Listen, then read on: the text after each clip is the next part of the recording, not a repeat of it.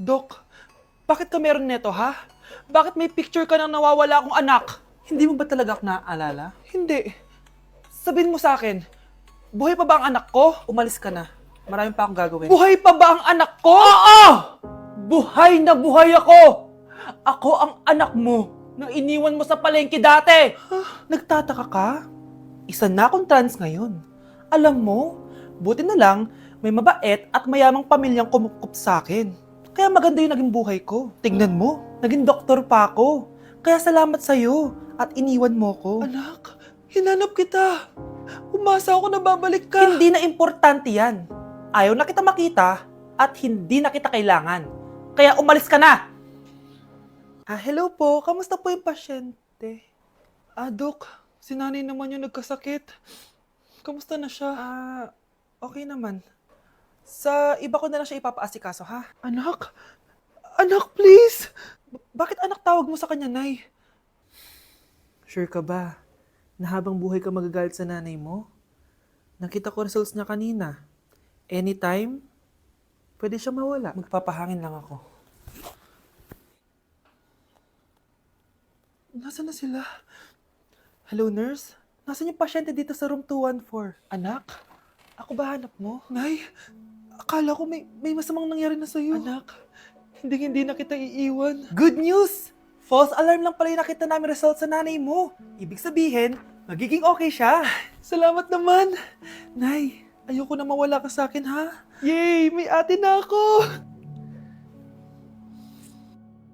Class, may joke ako. Anong hayop ang hindi marunong magtago? Ano po, ma'am? Di elepante kasi di ba malaki siya?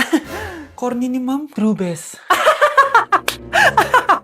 Nakakatawa ka talaga, ma'am. +1 si Samantha kasi siya lang yung tumawa. Thank you, ma'am. Lu, pwede pala yun? Ma'am, eto po, para sa inyo po to. Hala, ang ganda naman nito.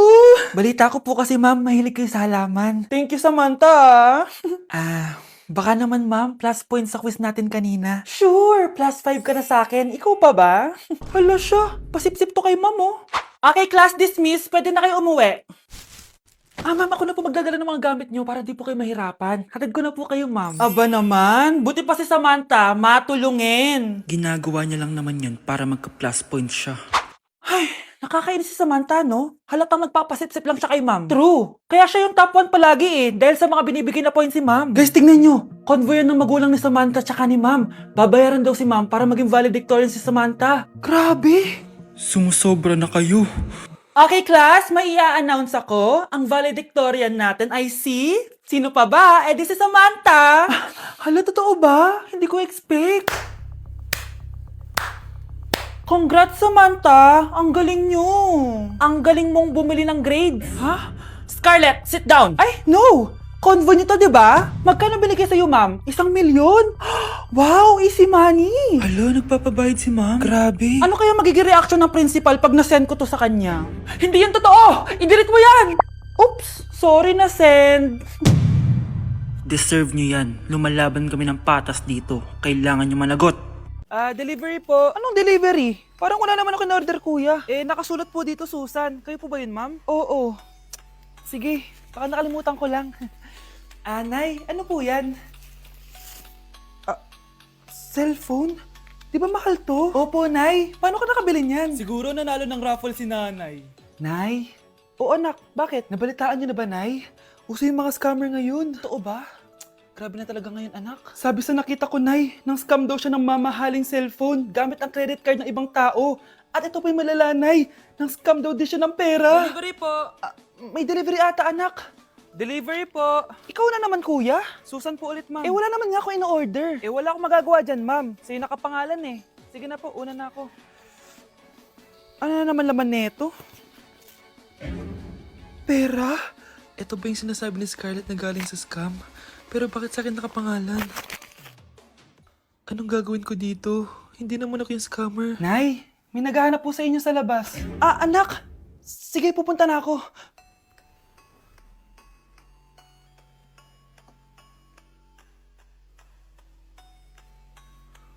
Hello po. Ano pong kailangan nila? Kayo po ba si Susan, ma'am? May natanggap po kasi akong report na kayo daw po nangi-scam. Scammer? Hindi ako scammer ha. Ma'am, sa'yo nakapangalan ng mga parcel. Kaya sumama ka na sa amin. Hindi nga ako scammer! Ikukulong ka na namin. Huwag niyo ko ikulong! Hindi ako scammer! Itigil niyo na yan! Hindi si nanay ang scammer. Pero nasa bahay na to, ang totoong scammer. Anak, sigurado ka na bang itutuloy mo yung pagpunta mo sa ibang bansa? Huwag ka na malungkot, Nay. Kailangan ko magtrabaho doon para sa inyo ni Kyle. Ate, mamimiss ka namin. Basta anak ha, palagi ka mag-iingat doon. Kapag inaabuso ka nila, tawagan mo lang ako. Ano ka ba, Nay? Think positive lang tayo, ha? Sige na, baka malate pa ako sa flight ko. Bye-bye na, mamimiss ko kayo. Bye, anak. Nay, tumatawag si ate. Talaga?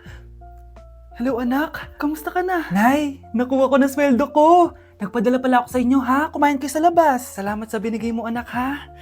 Okay ka lang ba? Kapag may problema ka, tumawag ka lang, ha? Opo, Nay. Mababait yung mga amo ko. Huwag ka mag-alala. Nay, may pinadala si ate, oh. Nakamaleta pa. Surprise, Nay! Mga damit at sapatos yan para sa inyo. Siyempre, may chocolate din. Naku, anak, nag-abala ka pa. Pero salamat, ha? Sana inipon mo na lang yung pinanggas mo dito. Okay lang, Nay. Tinaasan nga nila yung sweldo ko kasi magaling daw ako maglinis ng bahay. Sige, anak. Galingan mo palalo, ha? Wow, ang daming laman!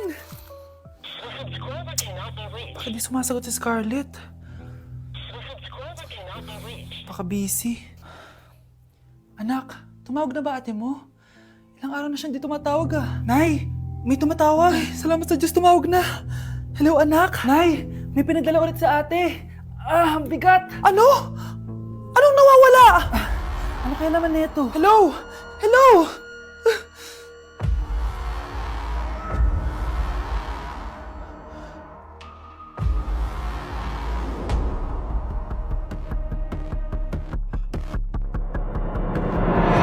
Anak, magpagaling ka lang ha. Nay, ayoko na dito sa hospital. Ang daming may sakit. Kailangan mo nang gumaling, Scarlett.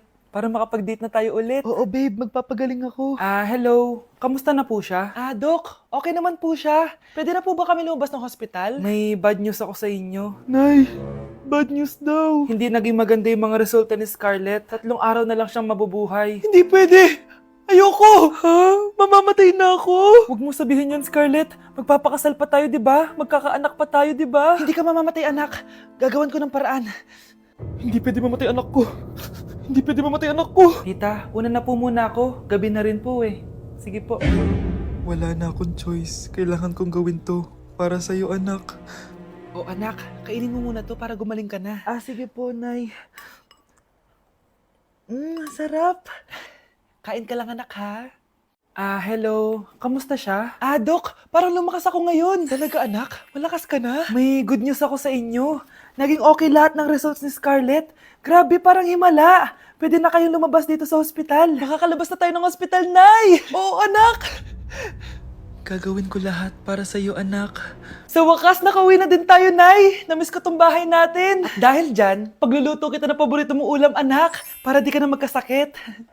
Grabe, ang sarap naman neto, Nay. Parang kakaiba yung karne neto, pero ang sarap.